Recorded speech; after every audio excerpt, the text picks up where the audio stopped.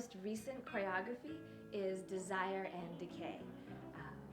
And this is probably the longest piece I've ever done, an evening length work.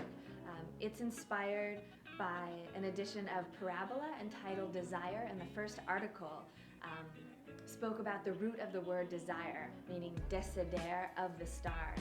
And I started to think about how the stars guide people at night, or it used to guide sailors, and how our desires guide us. And when we don't have a desire in our life, sometimes we feel lost.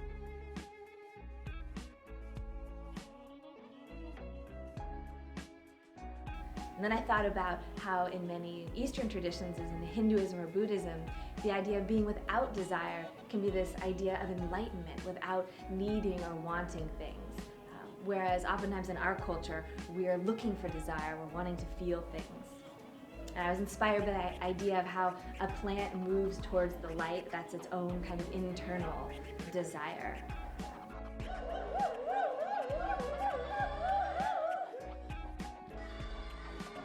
So I was really interested in kind of opening up the belly of desire and looking at all the different details of if we desire love, we desire fame, we desire spiritual enlightenment, we desire sex, all the different things that make us human.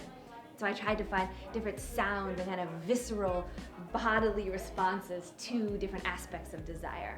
Do you love me? Do you love me? Do you love me? Do you love me? Do you love me? Do you love me? Me. Me. Me. Me. Me. Me.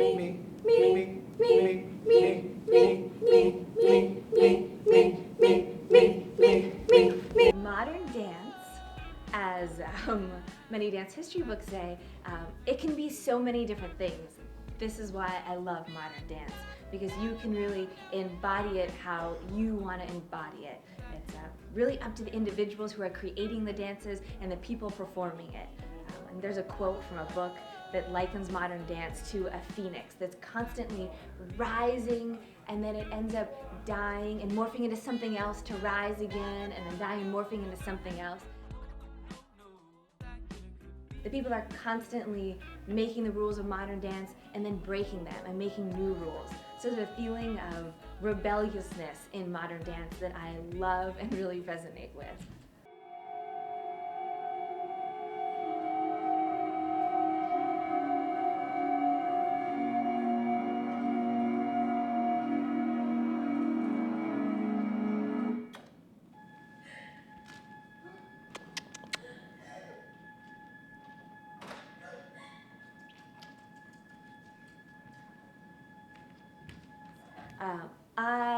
I love singing. I've always loved singing around the house, in the shower, with my husband. So I got inspired about what happens if I combine movement with sound.